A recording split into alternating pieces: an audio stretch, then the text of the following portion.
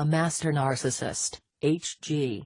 Tudor, says, "Narcissistic weapon. History."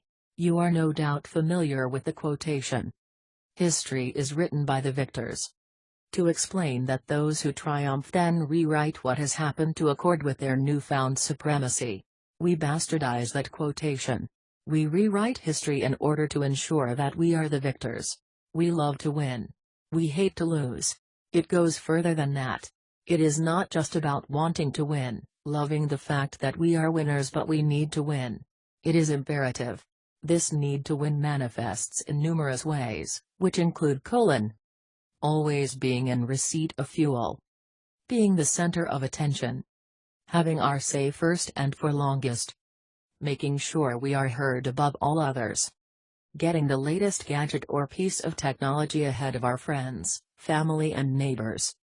Having the most attractive spouse, girlfriend, boyfriend, partner amongst our social groups. Having the best suit and tie. Being the most senior at a meeting. Earning the most out of our peers. Having secured the best career out of those we went to school with. Being the best at running, football, archery, chess. Knowing the most about a particular subject. Offering the best wine at a dinner party. Securing the best seats at a theater or a restaurant. Being acknowledged first in a group. Bench pressing the heaviest weight in the gym.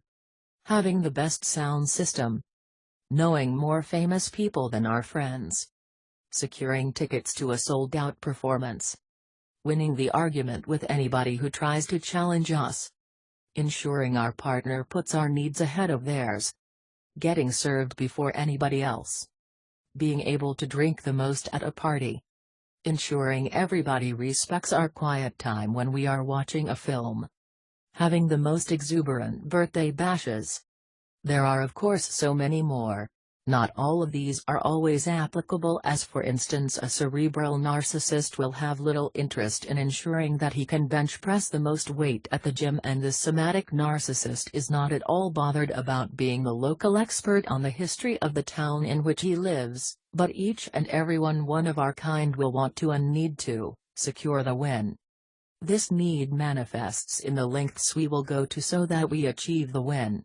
We will boast, brag, manipulate, blackmail, coerce, cajole, sabotage, nobble and bribe our way to the win. Nothing is off limits. If I can emotionally blackmail a friend into ensuring I sit in the lead funeral car with the family ahead of any other friend of the family, then I will do it. If I need to delete the files from a competitor's computer at work, so be it. If I need to ensure that I have control over you in our relationship, so I win repeatedly, then I will unleash all manner of manipulations from my devil's toolkit in order to make sure I win and win again. The revision of history is one such tool that our kind deploys on a regular basis to bring about the win. Let's look at some examples of how that appears. Imagine I am at the bar with some of my inner circle friends. One of my friends, someone who has served a purpose from school, brings up the occasion of the 100-meter sprint from the school athletics championships. "Hey HG, you ran a great time that day and you were only just pipped to the gold medal by that dude from LRG, weren't you?" "I think, Michael, you will find that I pipped him to the title." "Really? Are you sure? I thought he beat you." "No, I beat him." "Are you sure?" "Absolutely. I was actually looking back through my results at the weekend when I was clearing some boxes from the loft, and I was remembering how close the race had been, but how I had overtaken that dude and beat him. Narrowly true, but I beat him all the same." "I could have sworn it was the other way around." "No, you are wrong. I checked the times. I beat him by 0.2 of a second." "Oh, I see." "Yes. He was gracious in defeat, but I suppose you have to be when you don't win, eh Michael?" Michael nods and accepts my point, since it was said with authority and the backing of a recent review of the result. I actually did come second, but I am not going to allow Michael to point that out in front of these inner circle friends. I rewrote history to ensure that I proved a point to him and ensured that I was held in the proper regard by those listening, which in turn provided me with fuel. 2. Now consider a conversation between a primary source and me. "Where have you been?" asks the primary source. "What do you mean, where have I been? You know where I have been." "No, I don't." "Yes, you do. I told you last week." "No, you did not. I have been wondering where you have been. I was getting worried." "Well, that is your own fault. I told you last week that I was going out this evening." "No, you did not." "I did. I remember specifically. I was searching for my shirt that I wanted to wear, you know, the blue one which I bought recently, but you wouldn't help me look as you were watching some television program. You asked why I wanted the shirt and I said I wanted to make sure it was clean and ironed because I was going out with Nathan and Paul." "I don't remember that." "Well, I do. I really do not remember you telling me you were going out. You probably didn't take it in, after all you were pretty engrossed in your program." "Anyway, what's to eat? I am famished." "I never said anything about going out, but I will rewrite history to make it appear that I did so because this frustrates you, avoids your attempt to blame me and allows me to maintain superiority by being right." 3. I am sat with a primary source in a restaurant. "Isn't that woman who was obsessed with you?" "Where?" I answer. "There, coming through the doors. What is her name again? Beings with an A, I am sure." "Who?" "The lady with the short brown bob." "No, next to her, the one with long blonde hair." "Never seen her before." "Are you sure? She looks like that woman you pointed out to me." "No, I don't know her." "It is a damn good likeness if it is not her." "It is her, she is coming over." The blonde woman comes to our table. "Hello," she smiles at me, ignoring the primary source. "Fancy seeing you here." "Sorry, are you talking to me?" "Yes, hi HG, how are you?"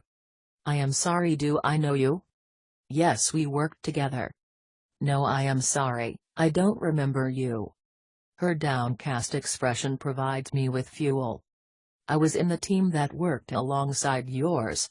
We went to Singapore, do you not remember?" "You might have worked where I worked, but I don't know you, sorry, but if you wouldn't mind, we are about to order." "Waiter?" Puzzled and upset, she slowly walks away and I savor her fuel. "She definitely knew you," presses the primary source. "Seems that way, but then I am well known, aren't I?" I answer with a self-congratulatory grin. I am pleased to have rebuffed Samantha, who I know full well, but it suited my purpose to rebuff her.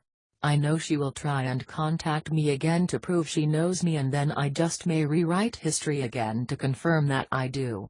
Of course, when I do, I may rewrite that I had forgotten who she was. We engage in this manipulation in order to exert control. It allows us to confuse, bewilder, upset, brag, and thus maintain fuel. We will rewrite history so that we avoid blame, gain kudos, claim achievements that are not our own, make us sound better at what we have accomplished, to evade liability and ensure you are confused and puzzled. It comes within gaslighting as you start to find your memory is fallible. We have no hesitation in confirming something happened when it did not. We will change events, add things and take them away so long as it suits our purposes. If you present us with some independent evidence that contradicts us, we will not shift our position in terms of maintaining history is how we decree it. Instead, we will unleash an alternative manipulation in order to deflect and deny your attempt to challenge our version. Even the most obvious of events will be erased, amended and added to. Nothing is safe from our treatment of how things were. If it serves a purpose for us to alter history one way or another, then we shall do so. How do you deal with this? As ever, state you position the ones so you know you have stated it and then move on. The rewriting of history is designed to draw you into an argument, make you try to convince us that you are right and we are wrong, although you will fail, to make you erupt in frustration or anger or tears, to bewilder you so that you keep accepting we are correct, so little by little you eventually always accept what we say and submit to this particular mind game. Conversations will be recalled in a different manner. People who did not attend will have attended whilst others vanish. Events play out in a different manner once they have been subjected to this treatment. It is all part of securing the win. We change history. That's how powerful we consider ourselves to be.